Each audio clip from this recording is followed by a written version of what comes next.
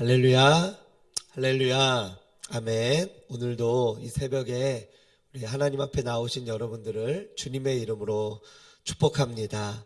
오늘은 예수님의 산상설교 말씀에 대해서 같이 함께 말씀을 나누도록 하겠습니다. 마태복음 5장부터 이제 예수님께서 산 위에서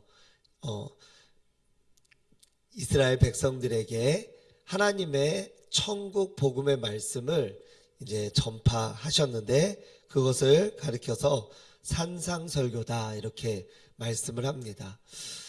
예수님께서 이제 금식하여 줄이시고 성령에 이끌려서 그래서 40일간 기도하며 금식하며 그 시기를 마치고 이제 산에서 내려오신 다음에 하나님의 말씀대로 제자들을 부르시고, 그리고 이제 그곳에서 가르치시고 치유하시고 회복시키시며 복음 전파하는 그러한 사역들을 이제 본격적으로 시작하셨다라고 하는 것입니다. 예수님께서 이제 이 백성들에게 하시고자 하셨던 그 일은 바로 뭐냐면, 한번 따라해 볼까요? 천국 백성을 준비시키는 일.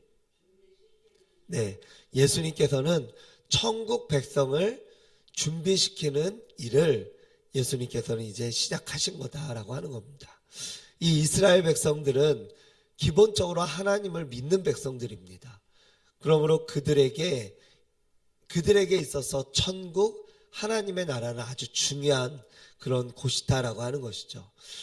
그 천국과 하나님의 나라를 가는 데 있어서 사실은 예수님의 가르침은 바로 그들이 예수님의 이름으로 성령의 능력으로 귀신을 쫓아낸다면 그들은 하나님의 나라가 이미 너희 안에 있다라고 성경에 그렇게 말씀하고 있습니다. 즉 천국은 죽어서 가는 곳이 아니라 바로 이곳, 지금 내가 살아가는 이곳이 천국이 되어야 된다라고 하는 것입니다. 예수님과 함께 살아가는 이곳, 아직은 사단이 우리들을 방해하고 하나님 앞으로 하나님의 나라로 가지 못하도록 우리들을 막고 있지만, 그럼에도 불구하고 우리가 예수님을 믿고 또 성령의 능력으로 우리가 살아간다면 충분히 죄를 이기고 천국 안에서 천국 백성의 삶을 살아갈 수 있다. 그것이 바로 이 산상수훈에 말씀하고 있는 교훈이다라고 하는 겁니다. 저와 여러분들 모두가 죄를 이기고 성령의 능력으로 천국의 삶을 살아가시는 저와 여러분들 되시길 주님의 이름으로 축원드립니다. 아멘. 오늘 그 첫 번째 시작으로 이제 마태복음 5장부터 시작하면 첫 번째는 팔복에 대해서 말씀하고 있습니다. 제가 예전에 이 팔복을 읽으면서 이게 도대체 무슨 복인가, 이게 지금 예수님이 말씀하신 복이 정말 복인가, 이런 생각을 할 때가 있었습니다. 이 복이라고 하는데 저는 하나도 복처럼 느껴지지 않는 그런 마음들이 들 때가 있었던 거죠. 그런데 정말 우리가 신앙생활을 하고 예수님을 더 알아가면 알아갈수록 이 팔복이 진짜 복임을 우리가 깨닫게 되는 줄로 믿습니다. 3절의 말씀에 보니까 심령이 가난한 자는 복이 있다 이렇게 말씀합니다. 왜 심령이 가난한 자는 복이 있을까요? 그 이유가 천국이 그들의 것이기 때문이다 이렇게 말씀합니다. 심령이 가난하다라고 하는 것은 우리가 갈급하다라고 하는 것입니다. 우리가 언제 하나님을 만날 수 있고 언제 은혜를 받을 수 있을까요? 제가 이렇게 돌아봤더니 이전에 제가 필리핀에서 나와서 그때 참 갈급했던 것 같아요. 그리고 제가 군대에서 나와서 갈급했던 것 같아요. 그리고 제가 신길교회 그 부여에서 신길교회로 가기 전에 갈급했던 것 같아요. 그리고 또 이 신길교회에서 포도나무교회로 올 때 갈급했던 것 같아요. 어떤 그런 인생의 타이밍 가운데 갈급함을 갖게 되어진 것 같아요. 그런데 이 갈급함은 무엇이냐? 하나님을 만나는 통로가 되는 줄로 믿습니다. 심령이 가난한 자, 우리가 마음에 가난함이 있다면 그때 하나님을 만나는 가장 적기다라고 하는 겁니다. 그러므로 우리의 마음과 심령이 가난하다라면, 우리의 마음과 심령이 뭔가를 더 갈구하고 갈망하고 뭔가를 더 만나기를 원하는 그런 마음들이 있다면, 하나님의 얼굴을 구하고 하나님을 만나고자 하는 그런 마음들이 있다면 그것이 진짜 복이다라고 하는 것이죠. 진짜 복이에요. 진짜 복. 그래서 심령에 가난한 자는 복이 있고요.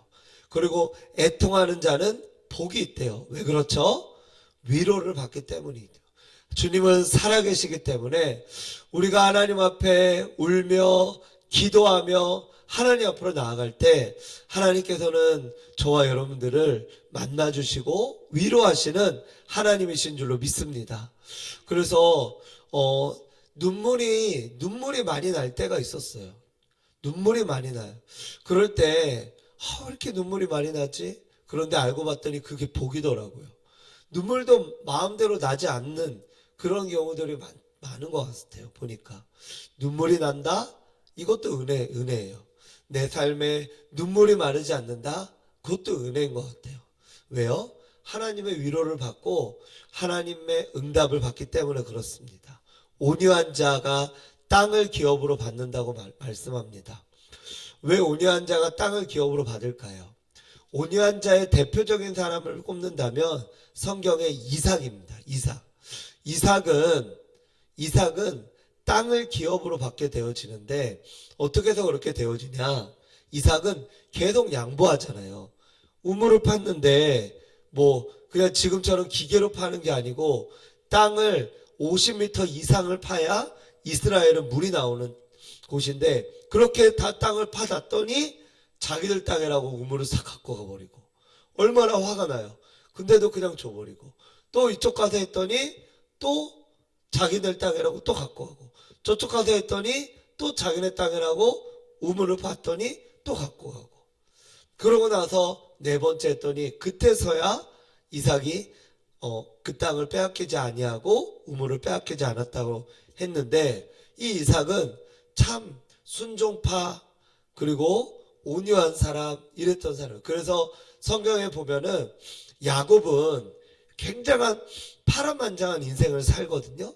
근데 이삭은 그렇지 않아요. 이삭은 굉장히 평탄한 길을 살아가요. 왜 그럴까요? 이삭은 온유했기 때문에 그렇습니다. 순종했고 온유했고 다른 사람들과의 관계에 있어서 양보하고 또 그들의 말에 경청하고 또 같이 이렇게 순종하며 그것을 크게 관계적으로 다투거나 하는 일이 없어요. 온유했어요. 그렇다 보니까 사람들이 나중에는 그를 인정하고 그를 찾아오고 그에게 그 양보하는 그에게 같이 함께 이렇게 나아갈 수 있도록 그랬다라고 하는 것입니다. 그래서 저와 여러분들도 누가 이기냐? 결국은 온유한 자가 이기는 줄로 믿습니다. 온유한 자가 이겨요. 네. 이렇게 화가 나는 상황에서도 우리가 주여, 우리 예수님의 십자가를 묵상하면서 우리가 그 순간을 사실은 참아낸다면, 화를 내지 않고 참아낸다면, 그러면 저희도 그 화를 내지 않고 그 사람과의 관계 가운데에서 이기고 승리할 수 있다라고 하는 것입니다. 그래서 온유한 그런 모습들을 우리가 추구하며 또 믿음으로 나아갈 때 그때 하나님께서 그 모든 패권들을 저희가 가질 수 있고 땅을 받는다 이것은 어떤 관계적인 부분에 있어서도 막힘이 없고 그것을 모두 다 장악한다라고 하는 것입니다. 그것을 다 이렇게 그 사람이 섭렵할 수 있다라고 하는 것이죠. 그래서 결국은 관계 안에서도 승리하고 그리고 다른 사람들과의 관계 안에서도 승리하고 하나님과의 관계 속에서도 승리하는 그 사람이 온유함으로 땅을 기업으로 받게 되어지죠. 그리고 의에 줄이고 긍휼하고 마음이 청결하고 화평케 하고 의를 위하여 박해를 받고 이 모든 팔복들을 우리가 살펴보면은 다 하나하나 이 시간 이 새벽에 다 할 수는 없지만 저희가 이것을 하나하나 이렇게 곱씹어 본다면 우리가 정말 이러한 삶을 살아갈 때 이것이 능력임을 깨닫게 되는 줄로 믿습니다. 무슨 삶의 능력인가? 막 하나님을 잘 모르고 세상적으로 살아가는 사람들은 돈이 능력인 줄 알아요. 그 다음에 권세가 능력인 줄 알아요. 어떤 다른 사람들의 인맥이 그 능력인 줄 알아요. 그러나 바로 진짜 능력은 우리 하나님이 능력인 줄 믿습니다. 하나님이 능력이십니다. 그렇게 하나님을 우리가 함께 동행하며 그 하나님과 살아가는 그럴 때 우리가 진짜 능력을 가질 수 있죠. 팔복은 진정으로 하나님과 함께 동행하며 살아가는 천국 백성의 삶을 살아갈 때 그것이 진정한 능력임을 우리에게 말씀하고 있는 줄로 믿습니다. 우리 13절부터 16절까지 말씀은 빛과 소금에 대해서 우리에게 말씀하고 있습니다.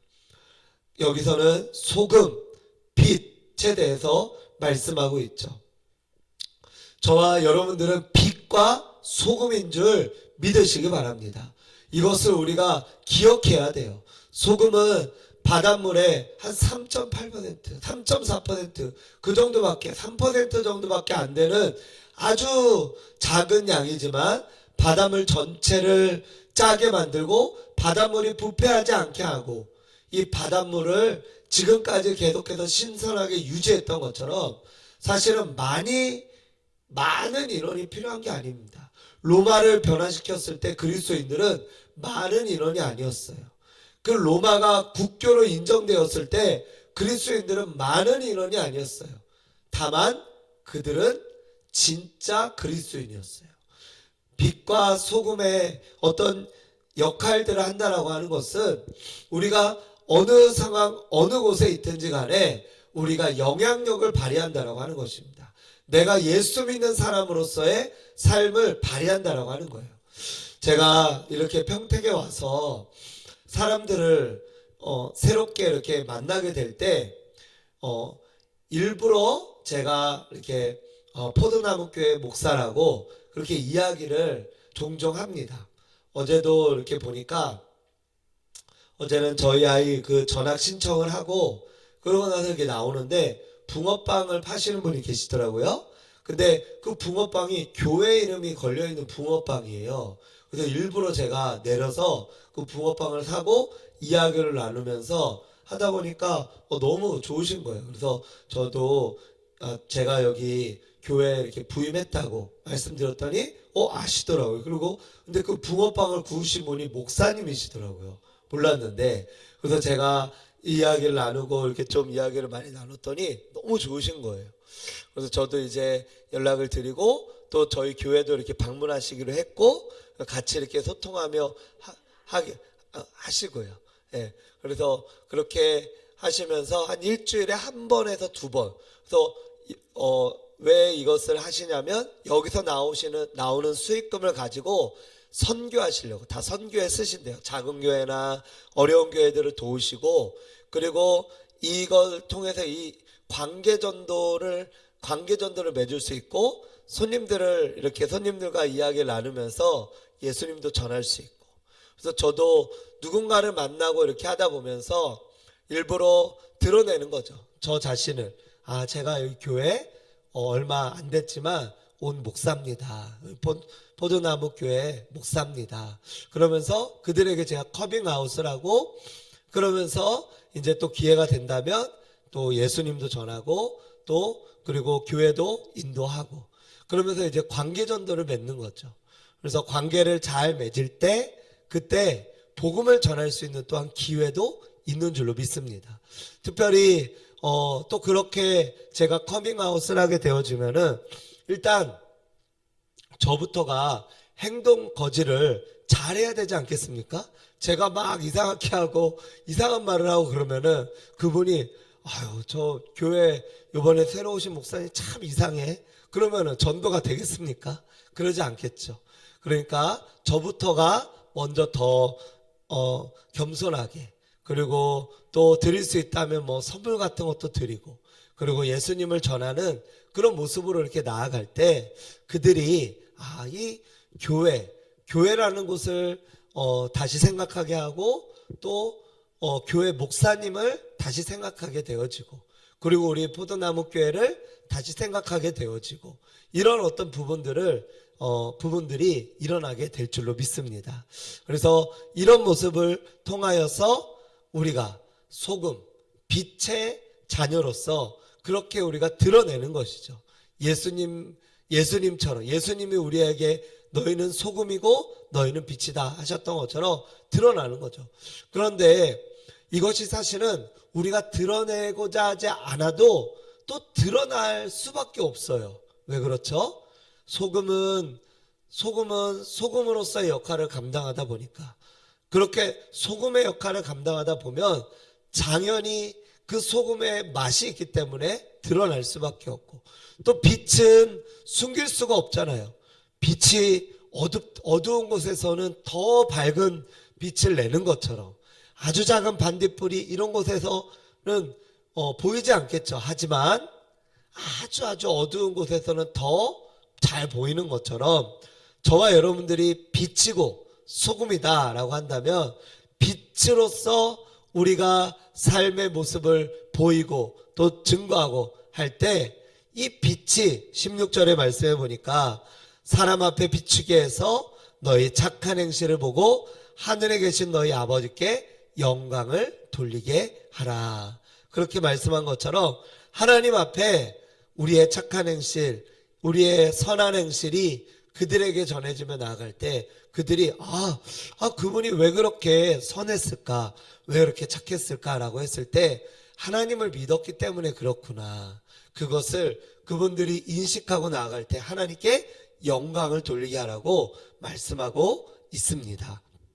저와 여러분들이 내가 빛이다, 내가 소금이다, 이런 자기 정체성을 가지며 그리스도인의 정체성을 가지고 살아가는 것이 얼마나 중요한지 모릅니다. 내가 누구인가, 나는 어떤 사람인가, 이것을 우리가 가지고 나아갈 때 하나님 안에서 우리는 정말 이 세상을 천국 백성의 삶으로서, 천국 백성인으로서 그렇게 살아갈 수가 있고, 그리고 이 땅에 우리가 살아가는 이유와 목적, 어제 저녁에도 말씀 나눴는데, 제자들을 부르신 이유와 목적이 사람을 낚는 어부가 되게 하기 위해서 그렇게 하나님께서 부르셨다면, 저희가 빛과 소금의 역할을 감당하며 결국은 무엇을 해야 됩니까? 내가 빛이고 내가 소금으로 영향력을 나타내는 그런 사람으로서 사람을 낚는 거죠. 예수 그리스도를 믿는 자들로서, 하나님의 자녀가 되는 자들로서 예수님을 잘 믿는 하나님의 사람으로 세워줄 수 있도록 그렇게 나아가는 것입니다. 말씀을 정리합니다. 저와 여러분들 모두가 이제는 예수님께서 그 땅의 그 백성들, 하나님을 믿는 백성들에게 이제는 천국 백성으로서의 삶을 살아가는, 천국 백성이 어떤 삶을 살아가는 자들인가 라는 것을 그들에게 알려주시기 위하여 산상설교를 하셨던 것처럼, 저희도 하나님의 나라, 이 땅이 아직 하나님의 나라가 완전히 오진 않았지만, 그렇다고 오지 않은 것도 아니기에 이 땅에서 예수 그리스도의 능력을 힘입어, 성령의 능력을 힘입어 천국 백성의 삶을 살아가는 저와 여러분들이 되시길 주님의 이름으로 축원드립니다. 그래서 많은 사람들이 저희 때문에 정말 교회를 다시 보고 하나님을 믿게 되어지고 예수님을 나의 구주로 영접하게 되어지는 그런 은혜가 있게 되길 원합니다. 그렇게 되어질 때 우리는 진정 참 행복, 참 기쁨 속에 살아가게 되어지고, 혹 우리를 박해하는 자들이 있다 하더라도 오늘 말씀처럼 기뻐할 수 있도록. 왜요? 이전에도 다 그랬으니까. 진짜 믿음을 가진 사람들은 핍박이 있다라고 성경이 말씀하고 있기 때문에, 그러할 때 하늘에서 상급이 더 금을 우리가 기억하며 그 예수님을 증거하며 그 예수님을 우리가 우리의 삶으로 나타내며 향기를 드러내며 살아가는 저와 여러분들 되시기를 주님의 이름으로 축원드립니다. 기도하겠습니다.